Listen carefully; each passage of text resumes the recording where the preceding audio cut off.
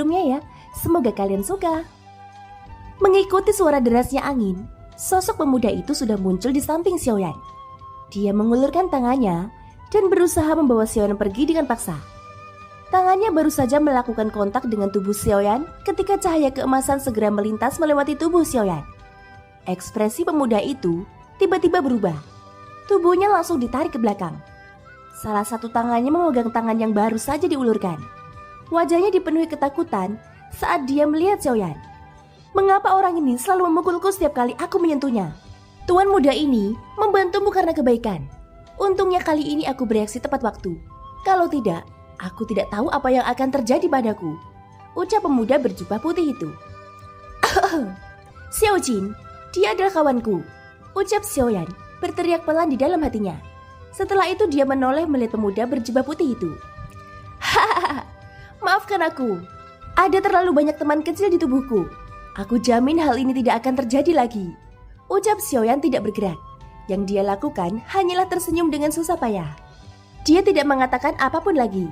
Luo Jin juga mengerutkan bibirnya. Dia benar-benar tidak berdaya dalam hal ini. Itu, serahkan sisanya padaku. Suruh Penatua Xuan dan Qin Zhong mundur terlebih dahulu. Aku akan menangani pil petir ini, ucap Xiaoyan. Saat kata-kata Xiaoyan memudar, ekspresi Luo Jin langsung berubah. Mengingat kondisi Xiaoyan saat ini, bagaimana dia bisa menghadapi pil petir? Xiaoyan sudah kesulitan berbicara dengan Luo Jin. Bukankah lebih mustahil lagi menghadapi pil petir? Luo Jin mengerutkan keningnya. Meskipun dia tidak banyak berhubungan dengan Xiaoyan, dia masih dianggap akrab dengan Xiaoyan. Xiaoyan jelas bukan tipe orang yang suka pamer. Bahkan lebih mustahil lagi baginya untuk mati sia-sia. Karena Xiaoyan sudah mengucapkan kata-kata ini, dia pasti memiliki kepercayaan dirinya sendiri. Satu-satunya hal yang Luo Jin tidak mengerti adalah dari mana kepercayaan Xiaoyan berasal. Luo Jin tidak mengerti di dalam hatinya. Baiklah, kalau begitu aku tidak akan bertanya lagi. Aku hanya berharap kamu dapat memperkenalkan orang yang ada di tubuhmu kepadaku di masa depan. Kalau tidak, aku tidak akan dipukuli tanpa mengetahui siapa orang itu. Saya tidak punya kebiasaan dipukuli tanpa alasan, ucap Luo Jin. Jika waktunya tepat, aku akan memperkenalkan dia kepadamu. Saat itu jangan kaget, ucap Xiaoyan. Setelah itu, Xiaoyan tidak mengatakan apapun lagi. Dia meninggalkan Luo Jin yang penasaran di sampingnya. Mendengar kalimat ini, Luo Jin menjadi semakin penasaran pada orang yang ada di tubuh Xiaoyan. Segera dia tidak berpikir lagi. Tubuhnya bergerak dan dengan cepat terbang kembali ke platform pengamatan. Pada saat yang sama, sebuah suara dikirim ke telinga Penatua Xuan dan Qin Zhong seperti angin. Kalian berdua boleh pergi. Saudara Yan Xiao punya caranya sendiri untuk menghadapi pil petir ini, ucap Luo Jin. Setelah mendengar kata-kata ini, Penatua Xuan segera mengerutkan kening. Namun dia juga sedikit penasaran. Pil penenang macam apa yang diberikan Yan Xiao kepada Luo Jin agar dia bisa pergi tanpa peduli. Setelah ragu-ragu sejenak, Penatua Xuan menggelengkan kepalanya tanpa daya. Karena Luo Jin memilih untuk percaya pada Xiaoyan, tidak ada lagi yang bisa dia katakan. Dengan gerakan tubuhnya, dia dengan cepat mundur. Hanya Qin Zhong yang masih sedikit khawatir di hatinya setelah mendengar kata-kata ini. Ketika dia melihat pil petir akan jatuh lagi, meskipun dia ingin melawan, dia tidak berdaya. Setelah ragu-ragu sejenak, dia akhirnya mundur dari lingkaran. Namun dia tetap memperhatikan keselamatan Xiaoyan setiap saat. Jika ada yang tidak beres, dia akan segera mengambil tindakan. Di atas kehampaan, Guli dan Cilin langsung mengerutkan kening saat melihat ini. Pada saat ini Penatua Xuan dan Qin Zhong memilih untuk mundur. Kalau begitu bukankah Xiaoyan tidak akan punya siapapun yang mendukungnya? Jika ini masalahnya, akibatnya akan sangat berbahaya. Sial, apa yang sedang terjadi? Mengapa mereka berdua mundur pada saat yang genting? Jika mereka mundur, apa yang akan terjadi pada Yan Xiao? Ucap Guli sangat marah di dalam hatinya saat melihat ini. Beberapa saat yang lalu, dia tersentuh oleh kesetiaan Qin Zhong. Namun pada saat ini emosi itu hilang dalam sekejap. Sebaliknya ketika Hu Tuo melihat Penatua Xuan dan Qin Zhong pergi satu demi satu, dia menjadi sangat bahagia. Kali ini Yan Xiao akan benar-benar menerima nasib buruknya. Pada saat ini awan petir yang tak terbatas di langit bergejolak sekali lagi. Suara gemuruh guntur seperti gempa bumi. Tatapan mereka secara seragam memandang ke arah Xiaoyan. Tanpa perlindungan Qin Zhong dan Penatua Xuan, Xiaoyan pasti akan mati jika dia menghadapi pil petir. Di galeri pengamatan, Penatua Xuan juga sedikit mengernyit saat dia melihat ke arah Xiaoyan. Hatinya dipenuhi keraguan. Dia benar-benar tidak bisa membayangkan Apa yang bisa dilakukan Xiaoyan jika tidak ada yang membantunya dalam kondisinya saat ini? Awan petir bergolak dan garis retakan tiba-tiba terbentuk. Segera setelah itu pil petir yang menakutkan yang seperti pedang raksasa sekali lagi turun. Kali ini Qinzong dan Penatua Xuan tidak lagi menghalanginya. Itu langsung menerobos udara dan menyerang langsung ke arah Xiaoyan. Jika serangan ini mendarat, kemungkinan besar bahkan dengan kekuatan Xiaoyan di puncaknya, dia masih akan menderita luka serius. Terlebih lagi Xiaoyan sedang menghadapinya dalam kondisinya saat ini. Jika dia terkena serangan itu, kemungkinan besar Xiaoyan akan langsung hancur menjadi debu. Ketika pil petir turun, cincin penyimpanan di jari Xiaoyan segera berkedip. Segera setelah itu sosok hitam pekat langsung muncul di depan Xiaoyan. Itu langsung menyerang pil petir yang menakutkan. Ketika semua orang yang hadir memusatkan pandangan mereka pada sosok itu, bahkan ekspresi Luo Jin dan Penatua Xuan di galeri pengamatan tanpa sadar berubah drastis. Apakah hal ini di depan mereka yang membuat Xiaoyan percaya diri dalam menghadapi pil petir? Apakah ini metodenya? Otot-otot di sudut mata Penatua Xuan tanpa sadar bergerak-gerak. Benda di depan mereka ini yang bukan manusia atau hantu bisa menjadi senjata untuk menghadapi pil petir. Ini tidak main-main kan? Ucap Penatua Xuan tertegun sejenak. Pada akhirnya dia tidak bisa menahan diri untuk tidak menegurnya dengan marah. Luo Jin di sampingnya juga mengerutkan kening. Kata-kata Penatua Xuan juga merupakan kata-kata di dalam hatinya. Bagaimana boneka bisa bersaing dengan pil petir? Yang terpenting kekuatan boneka ini hanya ada di kelas Douseng bintang 7. Boneka dengan kekuatan seperti itu, kemungkinan besar bahkan tidak akan mampu menahan satu serangan pun dari pil petir. Pada saat ini ekspresi Qinzong dan Guli juga berubah drastis. Sulit membayangkan bahwa metode yang digunakan Xiaoyan untuk menangani pil petir sebenarnya adalah boneka yang tidak memiliki sedikit pun jejak kehidupan. Apalagi kekuatan boneka ini sangat lemah. Wajah Guli dan Cilin dipenuhi rasa tidak percaya saat mereka melihat boneka yang keluar dari langit. Mereka tidak dapat memahami bagaimana Xiaoyan sebenarnya menggunakan boneka untuk memblokir pil petir. Orang ini, apa dia gila? Bagaimana mungkin mengandalkan boneka untuk memblokir pil petir? Bagaimana boneka ini yang baru saja mencapai kekuatan Douseng bintang 7 bisa menandingi pil petir? Ucap Guli. Tubuhnya gemetar saat dia berdiri di ruang kosong. Hatinya sangat cemas. Tangannya terkepal erat di balik lengan bajunya. Butir-butir keringat dingin perlahan-lahan muncul di dahinya. Dia benar-benar tidak berani mempercayai pemandangan di depannya. Hu tua tanpa sadar mengangkat alisnya saat melihat pemandangan ini. Hatinya juga tidak mengira Xiaoyan akan menggunakan hal-hal yang kekanak-kanakan untuk menghadapi pil petir. Apakah dia benar-benar berpikir bahwa pil petir adalah sesuatu yang dapat dengan mudah diblokir? Bahkan pil petir yang ditarik Modi dari pil Meru telah menyebabkan 2 bandi bintang 8 menghabiskan banyak kekuatan. Saat ini pil petir yang ditarik Xiaoyan dari pil kesengsaraan Kaisar bahkan lebih kuat. Namun boneka Douseng bintang 7 ini sebenarnya berani bermimpi untuk melawan pil petir. Apakah ini bukan lelucon? Saat ini bahkan cukup banyak orang di kota liar kuno yang merasa kaget saat melihat boneka tersebut. Namun mereka tanpa sadar mengeluarkan tawa dingin di dalam hati mereka pada saat yang bersamaan. Pil petir yang tertarik dengan pil obat tingkat Kaisar bukanlah sesuatu yang bisa dihadang oleh boneka kelas Douseng. Perlu diketahui bahwa pil petir telah menyebabkan 2 bandi bintang 8 di langit menderita kerugian besar. Bagaimana bisa dihabisi oleh boneka ini? Pada saat ini semua orang yang hadir dipenuhi keraguan terhadap boneka Xiaoyan ini. Bagaimanapun kekuatan bonekanya terlalu lemah. Dengan mengandalkan benda ini saja, mustahil ia bisa bersaing dengan pil petir. Di sisi lain, Xiaoyan memusatkan seluruh perhatiannya pada pil obat di dalam kualinya. Dia sepenuhnya mengabaikan semua perubahan tak terduga di dunia luar. Boneka itu akhirnya bertabrakan dengan keras dengan pil petir di depan tatapan ragu dari banyak orang. Bang! Ledakan yang menakutkan yang memekakan telinga terdengar. Boneka Douseng bintang 7 di langit langsung dikirim terbang oleh pil petir. Tubuhnya yang hitam pekat seperti potongan logam besar saat ia merobek ruang kosong dan menghantam tanah di bawahnya. Ketika semua orang mengangkat mata dan melihat ke atas, mereka melihat bahwa boneka itu memang telah dikirim terbang. Namun pil petir menakutkan yang turun dari langit telah menghilang dalam sekejap. Seolah-olah itu menghilang ke udara. Adegan ini membuat semua orang langsung tercengang.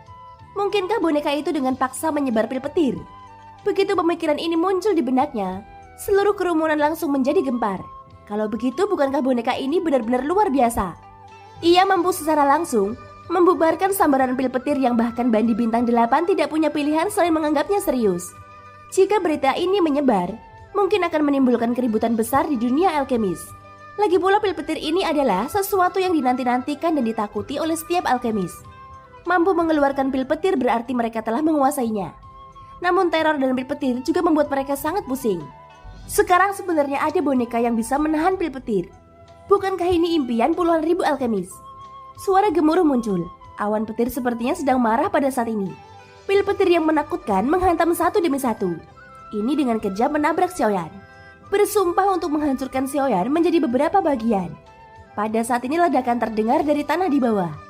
Setelah itu sosok hitam pekat langsung melesat ke udara. Dan boneka hitam ini tidak lain adalah Raja Utara. Menghadapi pil petir yang baru saja turun, Raja Utara dengan kejam melontarkan pukulan ke depan untuk menemui pil petir. Saat pil petir bersentuhan dengan tinju Raja Utara, seolah-olah pil petir telah jatuh ke dalam jurang maut. Itu langsung terserap ke dalam tubuh Raja Utara. Hanya sisa pil petir yang tersisa di permukaan tubuh Raja Utara menjadi bagian dari kekuatannya. Di langit, Raja Utara seperti dewa perang yang menantang surga saat dia mengamuk melalui puluhan ribu petir. Banyak orang di bawah yang tercengang saat melihat ini. Mereka telah melihat orang memblokir pil petir. Namun mereka belum pernah melihat seseorang memblokir pil petir dengan cara seperti itu.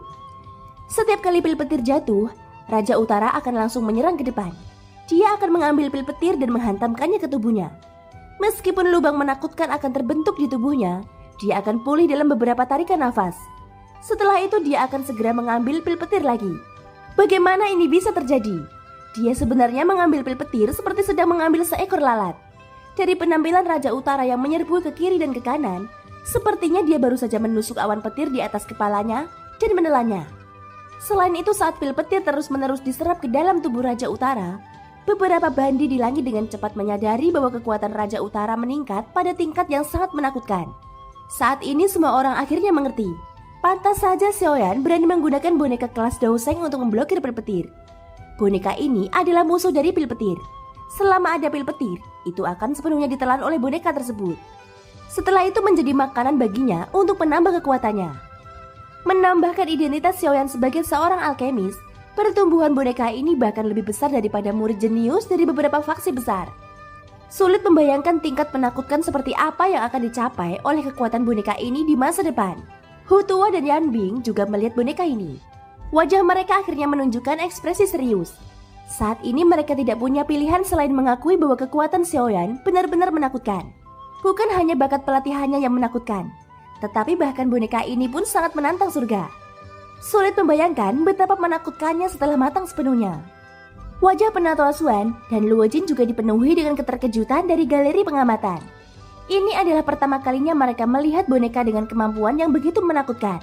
Waktu berlalu dengan cepat. Aura di tubuh Raja Utara terus meningkat pesat. Namun awan petir di atas kepalanya tidak menunjukkan tanda-tanda akan menyebar bahkan sampai sekarang. Awan petir bergejolak lagi. Pada saat ini kekuatan Raja Utara telah mencapai level bandi bintang 6. Di permukaan, tampaknya tidak lebih lemah dari leluhur klan Li, Ligan. Awan petir tidak menyebar.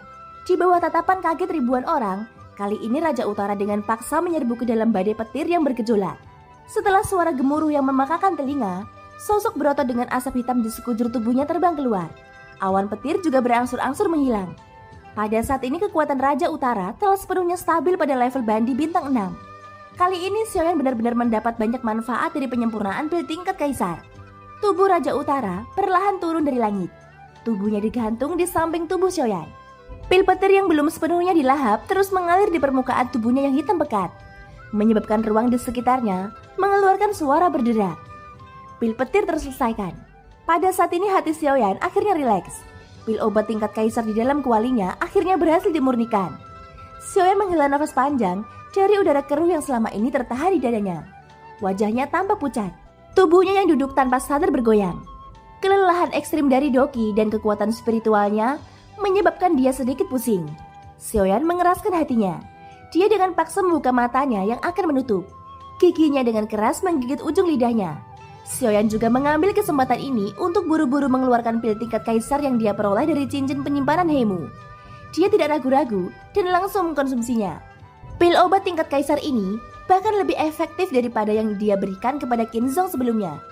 Dalam waktu singkat, Doki yang kelelahan di dalam tubuhnya juga telah pulih sedikit. Xiaoyan sekali lagi menghirup udara dalam-dalam. Dia menoleh dan menatap Raja Utara yang berdiri diam seperti menara logam. Ada kejutan di matanya. Kekuatan pil petir telah menjadi suplemen terbaik bagi Raja Utara untuk meningkatkan kekuatannya. Setelah benar-benar melahap pil petir, keseluruhan kekuatan Raja Utara sudah jauh lebih tinggi dari pemiliknya. Tubuh Raja Utara sudah bersifat tirani. Dia adalah naga hampa kuno yang dikenal karena tubuh tiraninya di dunia binatang ajaib. Terlebih lagi Raja Naga Utara telah melahap daging dan darah banyak anggota klan naga.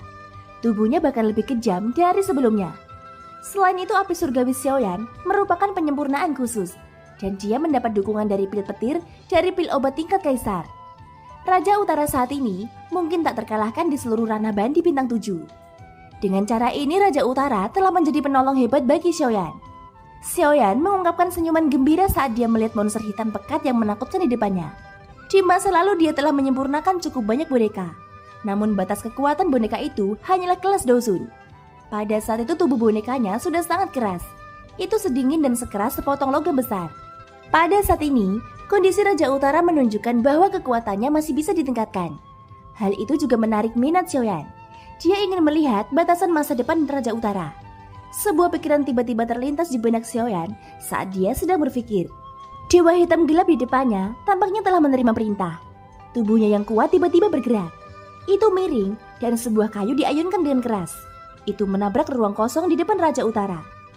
Setelah ledakan sonik yang menakutkan terdengar, ruang kosong dalam jarak 1000 kaki di depan Raja Utara hancur berkeping-keping oleh serangan ini. Hal ini juga menyebabkan ekspresi bandi elit yang berdiri di ruang kosong tiba-tiba berubah. Bahkan ekspresi kelompok guli di langit tiba-tiba menjadi suram. Meskipun kekuatan boneka Xiaoyan ini lebih rendah daripada mereka, hampir tidak ada seorang pun di antara bandi yang bisa menerima serangan sekuat itu kecuali mereka.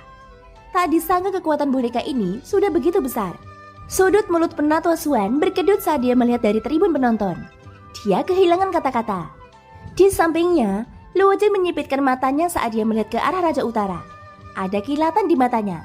Dibandingkan dengan orang lain yang menghargai boneka Xiaoyan ini, Luo Jin lebih penasaran dengan metode Qi yang digunakan Xiaoyan untuk menyempurnakan boneka ini. Lagi pula selama dia punya barang itu, boneka ini akan mudah didapat. Namun sesaat kemudian, Luo Jin tanpa daya menggelengkan kepalanya dan menghilangkan pikiran itu di dalam hatinya. Tidak ada gunanya menanyakan rahasia boneka Xiaoyan. Thank you guys sudah mendengarkan ceritaku di episode kali ini. Ikutin terus kelanjutannya ya. Semoga hari kalian menyenangkan. Sampai jumpa dan bye-bye.